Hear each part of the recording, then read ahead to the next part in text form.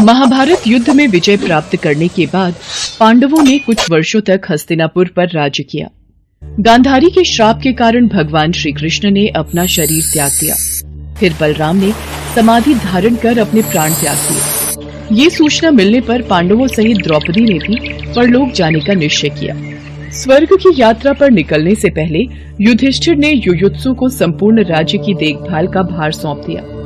अभिमन्यु पुत्र परीक्षित को हस्तिनापुर नरेश और कर्ण पुत्र वृषकेतु को इंद्रप्रस्थ नरेश घोषित कर पांडव मोक्ष प्राप्ति के लिए निकल पड़े। परंतु हस्तिनापुर से निकलने के बाद रास्ते में पांडवों के साथ एक कुत्ता भी उनके साथ चलने लगा। ये देख अर्जुन, भीम, नकुल, सहदेव को बड़ा ही आश्चर्य हुआ। भ्राताश्री, ये कुत्ता भी हमारे साथ साथ चल पड़ा है। शायद ये भोला भाला जीव भी हमारे साथ आना चाहता है। कोई बात नहीं, इसे भी साथ ले लेते हैं। मनुष्य की अंतिम यात्रा में जो साथ दे, उससे सच्चा सहयात्री कोई नहीं। फिर पांडव भगवान शिव की स्तुति कर आगे बढ़ते हैं। केदारनाथ में पांडवों पर प्रसन्न होकर भगवान शिव उन्हें दर्शन देते हैं। हे भोलेनाथ, हे भंडारी, स्वर्ग का मार्ग बताने में हमारी सहायता कीजिए। स्वर्ग तक का मार्ग तय करने के लिए हर भाव, हर अवगुण, हर शक्ति, सब कुछ त्यागना होगा।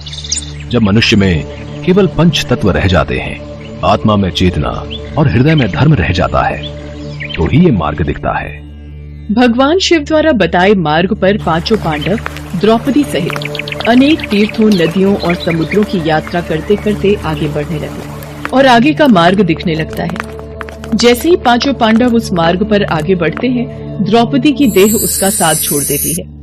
द्रौपदी की मृत्यु के पश्चात भीम ने युधिष्ठिर से पूछा, भ्राताश्री, सभी लोगों में से पहले द्रौपदी ने ही अपनी देह को क्यों छोड़ा? द्रौपदी हम सभी में अर्जुन को अधिक प्रेम करती थी, इसलिए उसके साथ ऐसा हुआ। ऐसा कहकर युधिष्ठिर द्रौपदी को बिना देखे ही आगे बढ़ गए। चलते चलते इसके बाद नकुल की देह ने उसका साथ छोड़ दिया। भ्राताश्री, आज नकुल का साथ भी छूट गया। नकुल क्यों गिर पड़ा? भीम, नकुल को अपने रूप पर बहुत अभिमान था, इसलिए आज उसकी ये गति हुई। कुछ समय बाद सहदेव भी नीचे गिर पड़ा। तब भीम ने युधिष्ठिर से उसके गिरने का कारण पूछा। भ्राताश्री, सहदेव के गिरने का क्या कारण है? भ्राता भीम, सहदेव किसी को भी अपना जैसा श्रेष्ठ विद्वान नहीं समझता था, इसलिए आज उसके साथ ऐसा हुआ। सहदेव के बाद अर्जुन की देह ने उसका साथ छोड़ा। जब भीम ने युधिष्ठिर से इसका कारण पूछा, तो उन्होंने बताया कि अर्जुन को अपने पराक्रम पर अभिमान था। वो अहंकार को नहीं त्याग पाया, इसलिए वो अंत को प्राप्त हुआ। इतना कहकर युधिष्ठिर आगे चल पड़े। आगे बढ़ते हुए भीम और कुत्ता एक खाई में गिर पड़े। भीम ने युधिष्ठिर को पुकारा कि मुझे बचाइए। फिर भी युधिष्ठिर ने कुत्ते को बचाया। भीम ने उसका कारण पूछा। तब युधिष्ठिर ने कहा, क्षमा करना भीम, तुम महाबली हो, अपनी सहायता करने में सक्षम हो, किंतु ये भोला कुत्ता अपनी सहायता नहीं कर सकता, इसीलिए मैंने इसे बचाया। मैं समझ गया भ्राताश्री, मेरा अंत आ गया है, लेकिन मैं अपने अंत का कारण जानना चाहता हूँ। भीम, क्रोध ही तुम्हारे अंत का कारण है। तुमने क्रोध में उनके भी प्राण ले लिए थे जिन्होंने कोई दोष नहीं किया, इसलिए आज तुम्हारी ये गति हुई है। युधिष्ठिर ने अपने आगे की यात्रा उस कुत्ते के साथ पूरी की। स्वर्ग के द्वार पर उन्हें यमराज मिले, जिन्होंने युधिष्ठिर से कहा, आप इस कुत्ते के साथ स्वर्ग में प्रवेश नहीं कर सकते। ये कुत्ता मेरा परम भक्त है, ये पूरे रास्ते मेरे साथ चला है, मैं इसे छोड़कर स्वर्ग लोक में प्रवेश नहीं कर सकता।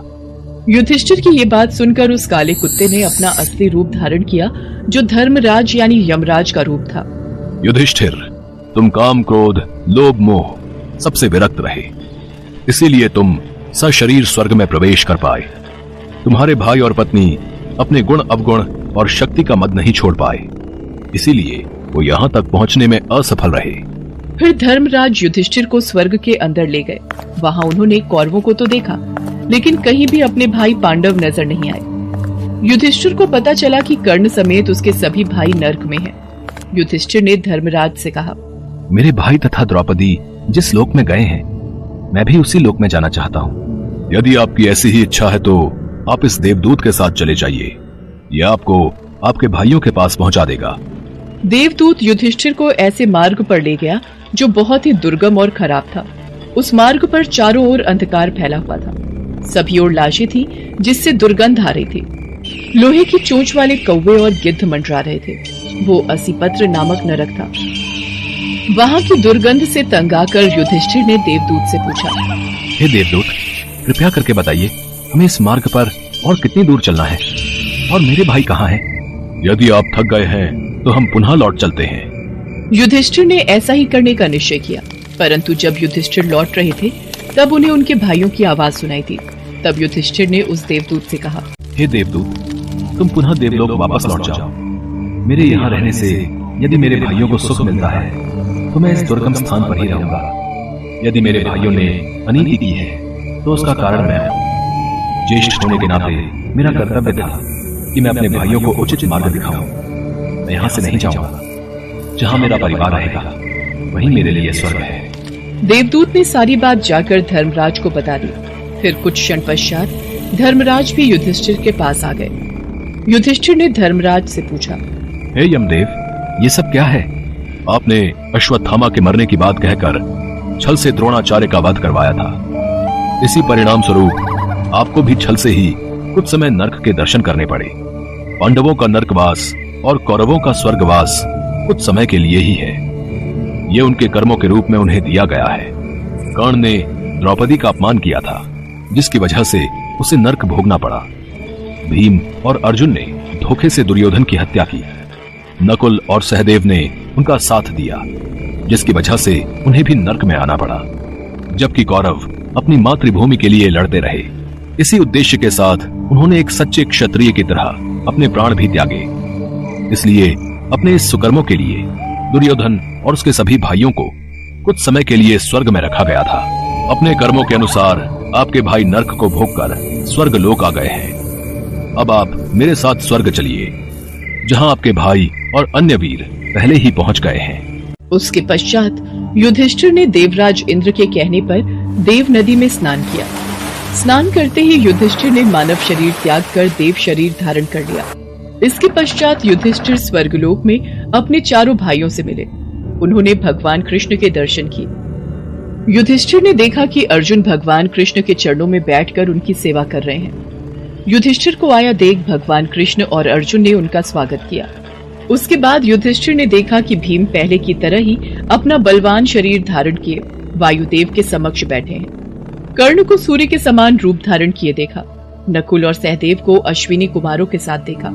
फिर देवराज इंद्र ने युधिष्ठिर को बताया कि जो साक्षात देवी लक्ष्मी देख रहे हो, इन्हीं के अंश से द्रौपदी का जन्म हुआ था। इसके पश्चात देवराज इंद्र ने युधिष्ठिर को महाभारत में मारे गए सभी वीरों के बारे में विस्तार पूर्वक बताया। युधिष्ठिर अपने भाइयों और अपने सभी संबंधियों को स्वर्ग में देखकर बहुत खुश